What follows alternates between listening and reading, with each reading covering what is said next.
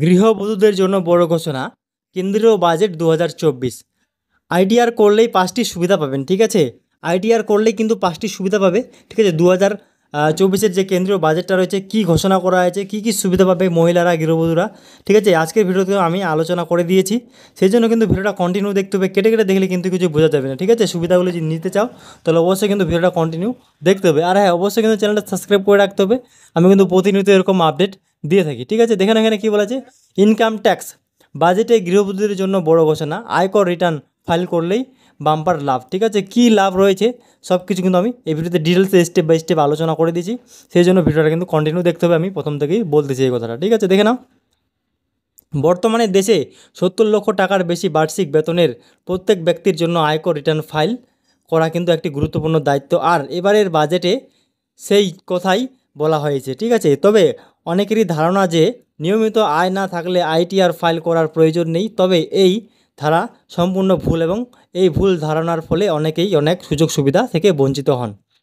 আয়কর দপ্তর জানাচ্ছে যে নিয়মিত আয় না থাকলেও এখন যে কেউ আয়কর ফাইল করতে পারবেন। বিশেষ করে আয় শূন্য গৃহবধূরা এই কাজ করলে পেতে পারেন বিশেষ সুবিধা, ঠিক আছে। তো দেখে নাও কী কী সুবিধা। এই প্রতিবেদনে আমরা আলোচনা করব গৃহবধূদের আইটিআর ফাইল করা উচিত এবং এর মাধ্যমে তারা কী কী সুবিধা পেতে পারবেন, ঠিক আছে। দেখে নাও, income tax return filing of housewife, বিনিয়োগ থেকে আয়, ঠিক আছে। বিনিয়োগ করলে কিন্তু আয়।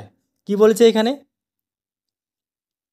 গৃহবধূদের অনেক সময় নিয়মিত আয়ের উৎস না থাকলেও তাদের নামে বিভিন্ন বিনিয়োগ থাকে, যেমন bank account, mutual fund, equity ইত্যাদিতে বিনিয়োগ করে অনেকে আয় করা যায়, ঠিক আছে। যদি এই বিনিয়োগ থেকে আয় করযোগ্য হয় তবে আয়কর রিটার্ন ফাইল করা অত্যন্ত প্রয়োজনীয়। বিনিয়োগ থেকে আয়ের হিসাবে আইটিআরে উল্লেখ না করলে পরবর্তীতে কর সমস্যা দেখা দিতে পারে, ঠিক আছে। তারপর দেখে নাও কী বলা হয়েছে এখানে, ফিক্সড ডিপোজিট বা উপহার থেকে সুদ।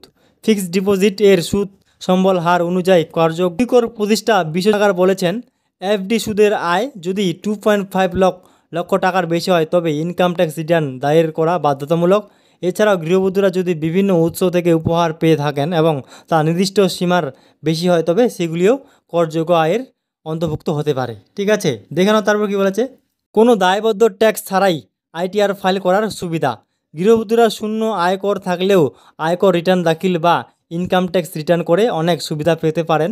ঋণ নেওয়ার ক্ষেত্রে আইটিআর ফাইল করা একটি গুরুত্বপূর্ণ পদক্ষেপ। ঋণ পেতে হলে অন্তত 3 বছরের জন্য আইটিআর ফাইল করা উচিত। এছাড়াও গৃহঋণ নেওয়ার সময় অনেক ব্যাংক সুদের হার কমিয়ে দেয়, যা একটি বড় সুবিধা, ঠিক আছে। আইটিআর করা থাকলে তো ব্যাংক কিন্তু অনেক সুদের হারটা কমিয়ে দেয়, এটা কিন্তু আইটিআর করলে একটা সুবিধা পাওয়া যায়, ঠিক আছে। তারপর দেখে নাও, ডিটিএস ফেরত পাওয়া সহজ। আইটিআর ফাইল করলে ডিটিএস ফেরত পাওয়া সহজ হয়।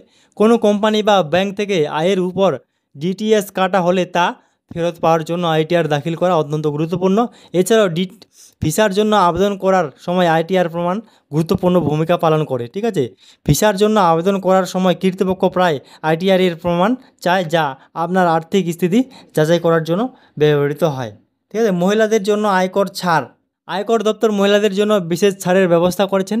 নতুন করে ব্যবস্থা অনুযায়ী গৃহিণী সুপার সিনিয়র সিটিজনস হলে ন্যূনতম 5 লক্ষ টাকা পর্যন্ত কর ছাড় পাবেন, যার অর্থ তার বয়স 80 বছর বা তার বেশি হলে তিনি এই সুবিধা পাবেন, ঠিক আছে। আয়কর দপ্তর জানিয়েছেন ইতিমধ্যেই 18 জুলাই পর্যন্ত দেশের মোট 3.5 কোটি মানুষ জমা করেছেন তাদের আয়কর। এর মধ্যে অনেকেই নিয়মিত আয় সম্পূর্ণ, আবার অনেকেই বেরোজগারের, এমনকি গৃহবধূরাও রয়েছেন। তবে আর দেরি কেন, আপনিও যদি এই যোগ্যতার হন তবে অবিলম্বে আয়কর ফাইল করে সুবিধাগুলি কিন্তু নিতে পারেন, ঠিক আছে। এগুলো কিন্তু বলা হয়েছে। তো আজকের ভিডিও এটুকুই ছিল। আপনাদের কি মতামত হয়েছে অবশ্যই কিন্তু কমেন্ট করে বলবে। ধন্যবাদ।